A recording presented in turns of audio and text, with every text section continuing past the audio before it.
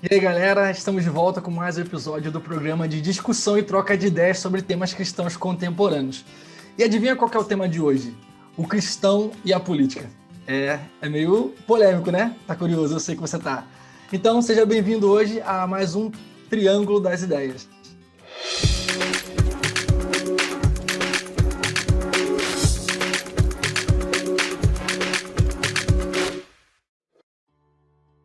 Lembrando, galera, que você pode e deve deixar o seu comentário, a sua sugestão de tema, porque a gente quer saber também a sua opinião. Como eu disse, o tema de hoje é um tema bem quente, aí, bem polêmico, né? Mas é importante a gente estar passando por esses assuntos.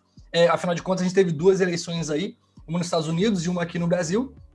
E muito se fala sobre como deve ser esse envolvimento do cristão com a política. Ele deve se envolver, ele não deve se envolver. Estamos aqui hoje para falar sobre isso. Estamos aqui com o Renan. E aí, Renan, tudo bom? E aí, pessoal, beleza? E outro nosso companheiro também, que está sempre conosco, o William. Isso aí, vamos lá.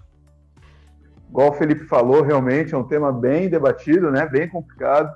Esses últimos dias aí, com eleições em vários países aí bem importantes, e muitas tretas políticas, né? De um lado e do outro, e por aí vai. E aí, hoje nós temos a discussão sobre a religião e a política. Até onde interfere a minha religião ou a Bíblia, até onde interfere nos movimentos políticos. E por isso nós fizemos umas pesquisas para saber a opinião do público que nos assiste. E foi interessante alguns pontos aqui que nós gostaríamos de destacar, né? Por exemplo, teve uma pergunta aqui que fizemos sobre o papel do cristão. Ele deve lutar por seus direitos, deve analisar a política a partir da visão bíblica, ou ele não deve se envolver com a política? Interessante que 41% das pessoas votaram que você deve lutar por seus direitos. Isso, simplesmente lutar por seus direitos. Não estávamos falando sobre questão bíblica. 63% votaram que deve analisar a política a partir de uma visão bíblica. Então, eles submetem a política na cosmovisão bíblica, igual nós falamos sobre cultura a última vez, cosmovisão, justamente numa ideologia mais bíblica. E aqui 14% colocaram que não deve se envolver com política de nenhum momento. Na Bíblia, um cristão, ele não se envolve com política. Eu acho que é interessante isso daqui. Justamente porque ficou ali, né? Aquela coisa entre colocar a política dentro da Bíblia, ou talvez ver a política de uma forma mais bíblica, ou simplesmente lutar pelos meus direitos. E ficou quase com um impasse. Um 41% e o outro aí 60%, né? Ganhou um pouquinho mais a visão bíblica. Sobre a desobediência civil, foi um fato bem curioso aqui. 42% responderam que eu só posso desobedecer as leis do meu país se elas vão contra as ideologias bíblicas. 29% respondeu, ali foi o que mais chegou perto de ganhar o páreo, né? Responderam que eu tenho que questionar as leis do meu país, ou eu posso entrar em desobediência civil, se as ideologias políticas vão contra a Bíblia e a minha filosofia de vida. Interessante isso daqui. 17% disseram que nunca deve ocorrer a desobediência civil, mesmo que vá contra pontos contra a Bíblia, e 10% responderam que a desobediência civil é necessária se as leis são injustas à minha filosofia, tirando totalmente a Bíblia. Então, assim, eu achei muito interessante porque a grande maioria colocou que ela só deveria ocorrer quando vão contra ideologias bíblicas, mas uma grande parte ali colocou ideologias bíblicas e o meu ver. E a pergunta que eu acho que está aqui mais puxando para a gente hoje é justamente isso. Até que ponto será que eu tenho que analisar a Bíblia de uma maneira política, tenho que olhar a política por essa cosmovisão, ou até que ponto é a minha ideia, a minha ideologia que interfere em todas essas questões?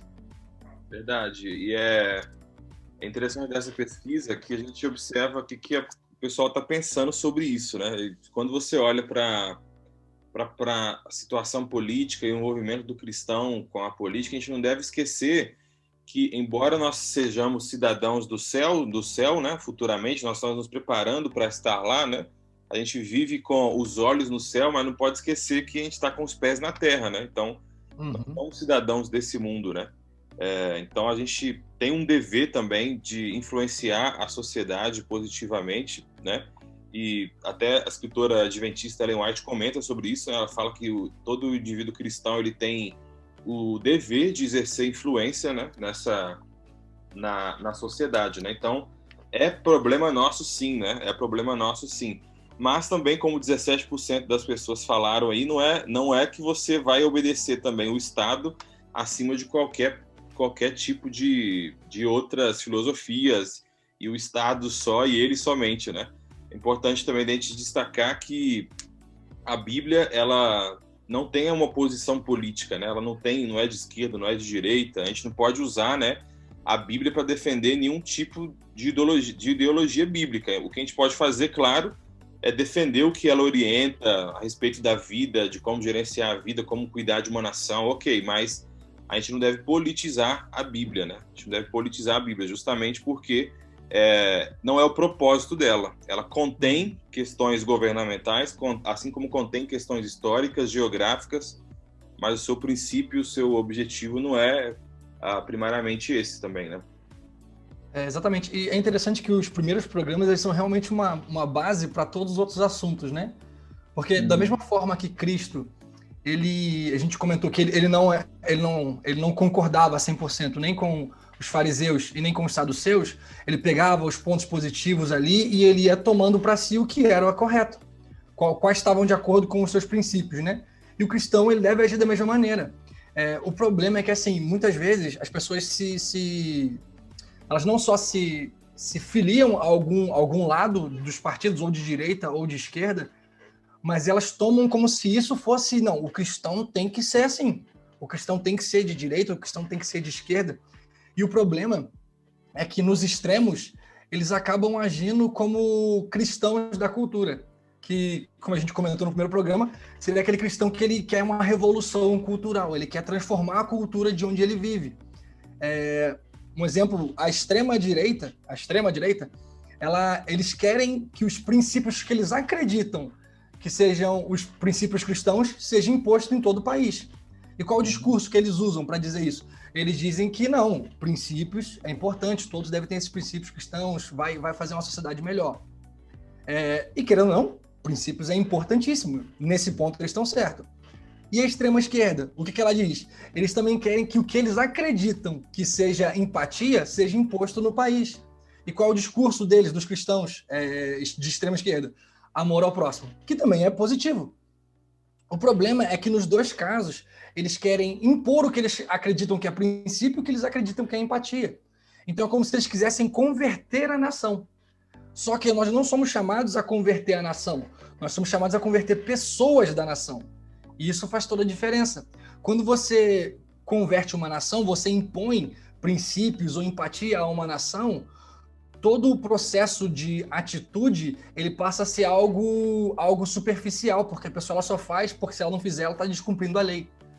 O evangelho, Cristo não nos chama para fazer isso. Cristo nos chama a converter pessoas. E elas são transformadas de dentro para fora e assim a sociedade é mudada. O papel do cristão é justamente ver, beleza, isso aqui é empatia? Então eu faço isso. Isso aqui é princípio? Então eu faço isso. Então, o cristão, ele não é de esquerda, ele não é de direita. Ele pode ser qualquer um dos dois, depende dos pensamentos políticos que ele tem. Mas o que o cristão deve fazer é pegar todos os princípios cristãos que ele conhece da Bíblia, que ele tem, e ele ir analisando o político que ele vai votar, o candidato, exatamente, o candidato que ele vai votar, o candidato que ele vai escolher, de acordo com os princípios dele, os princípios que a gente encontra na Bíblia. Exatamente, acho que justamente essa questão, né? Não ir só para o populismo, mas ver também o que o político está falando, será que vai de acordo com o que eu estou vendo ali na Bíblia? E eu acho que isso é uma coisa muito perigosa quando nós falamos sobre religião e política, porque nós percebemos que na história do planeta, os piores políticos que tiveram, os piores ditadores que tiveram, usaram a religião justamente para dizer que eles ali tinham o poder ou autonomia sobre algum poder religioso, sobre o poder político. Né? Alguns imperadores até se diziam ser deuses. E as pessoas seguiam muitas vezes cegamente, e realmente muitos políticos, não estou falando que alguns às vezes fazem isso simplesmente para atrair público, mas muitos políticos, você percebe que eles realmente se consideram como nomeados por Deus para tentar vencer algum problema que está acontecendo no país ou no contexto que ele vive. E não só o político, como o cristão, que é o votador, também passa por isso às vezes. Às vezes ele entra em guerras cibernéticas aí no Facebook, no Instagram, para discutir uma política, porque ele pensa que ele é uma pessoa que Deus colocou ali para ele voltar àquela verdade do evangelho na política. E aí começa aquelas discussões, né? Não, o meu ponto de vista é o certo porque Jesus era de esquerda, olha como que ele ajudava as minorias. Enquanto vem outro e fala assim, não, meu ponto é o mais certo porque a Bíblia é de direita. Olha como que fala aqui sobre a questão do trabalho honesto e alcançar os seus lucros pelo trabalho honesto. Só que as pessoas esquecem que a esquerda ou a direita, que é o que nós mais temos hoje, são ideologias que foram criadas depois da Bíblia. E não foram ideologias que foram criadas em bases ideológicas bíblicas. São bases ideológicas humanas. E a Bíblia também nunca parou para analisar direita ou esquerda. A Bíblia não tem essa intenção. Então você vai ver passagens que podem ir de acordo com a tua vontade em alguns momentos e passagens que vão contra a sua vontade em outros momentos. Eu estava ontem no estudo bíblico mesmo. Eu não sei se vocês estão sabendo, teve aí a votação na Bolívia, né? Teve toda uma manifestação, e eu estou num distrito aqui hispano, então eu tenho contato com muitos bolivianos. Eu fui ontem no estudo bíblico com um boliviano, e aí ele falou um monte de coisa, e aí ele justamente usou a Bíblia para alguns momentos para defender o político dele. E aí justamente a Bíblia que ele estava usando não tinha algumas passagens, era uma Bíblia bem incompleta. Eu não sei que religião que tinha aquela Bíblia, mas não tinha metade de alguns capítulos. E capítulos que iam contra aquilo que ele acreditava. E aí eu olhei e falei, não, olha, irmão, pega aqui essa outra Bíblia, vê aqui que está completa. E aí nós lemos ali juntos. Ele olhou e falou, nossa, pastor, eu não sabia que tinha isso daqui. E eu falei, porque não adianta nós pegarmos só as partes que nos interessam da Bíblia. Nós temos que ver o todo, né? Então tem aquela história, né? Foi uma frase que foi usada muito agora nesse movimento político brasileiro. Não, nós temos que respeitar os nossos líderes políticos. A Bíblia pede para respeitar os nossos líderes políticos. Só que essa passagem não é só para o seu líder político. Essa passagem são para todos que chegam. Então não adianta nós usarmos, às vezes, alguma coisa da Bíblia para defender um político e ridicularizar o outro. Nós temos que entender todo o contexto, né, da ideologia bíblica. Pegando o gancho do que você comentou aí, Renan, e do que o Felipe também tinha comentado, quando você olha para... O Felipe comentou que os princípios bíblicos devem nortear a escolha, né? Isso é interessante porque isso é admitir também que é Cristo quem julga a nossa cultura, né? Isso é bem interessante, porque de fato é isso. Você não pode... Quando você olha para as ideologias políticas, elas são humanas, né? Elas são humanas, e como são humanas, elas são falhas, né?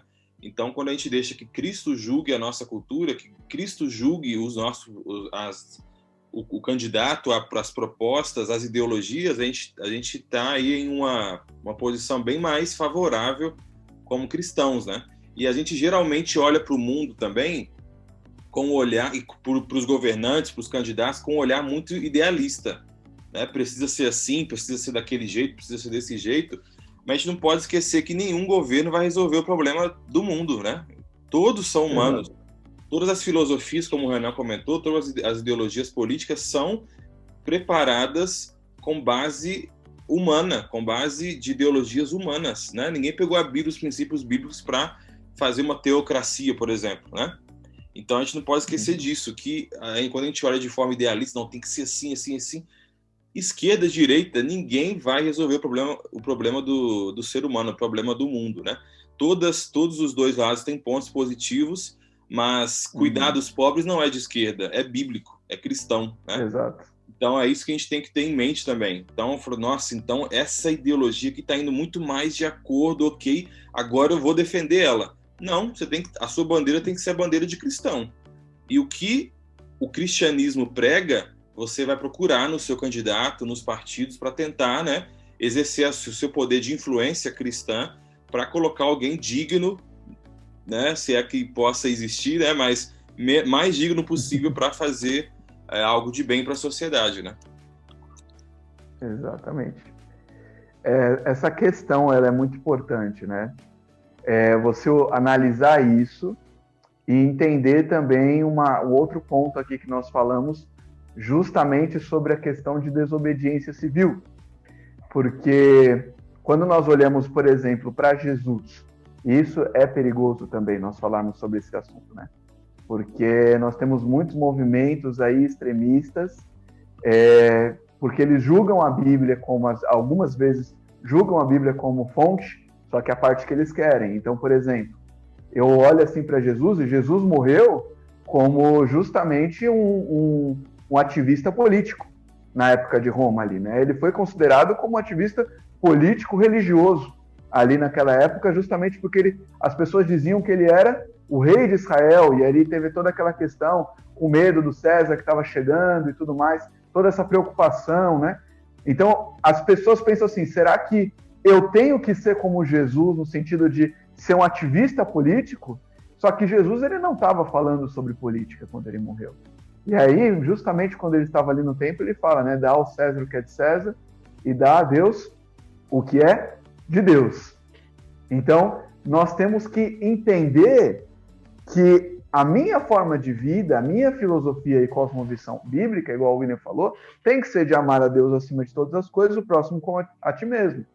E ali, quando eu tenho certeza de uma ideia bíblica, quando eu percebo que essa ideia bíblica realmente é um ponto desde Gênesis até Apocalipse, aí eu devo seguir ela totalmente, tranquilamente, mesmo que o Estado, por exemplo, fale ali por mim, você tem que deixar de ir para a igreja, ou você tem que deixar de guardar o sábado, coisas assim, ideologias bíblicas.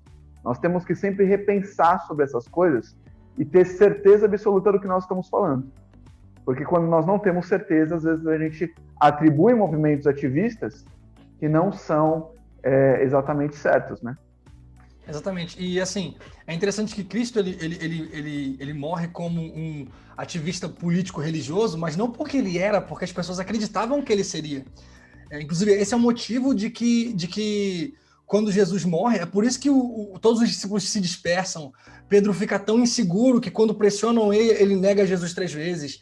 E aí foi necessário que Cristo fosse ali no caminho de Emaús, explicasse àqueles discípulos todo o processo que ele já tinha dito antes, mas que ninguém entendia, porque viam ele como um ativista político. É interessante que, assim, um argumento muito comum para esse tipo de coisa, de que existe a política tem que ser cristã e tal, é porque Israel era uma nação teocêntrica. E as pessoas querem fazer, o nosso país só vai dar certo quando ele for um país teocêntrico. Só que tem alguns problemas nisso.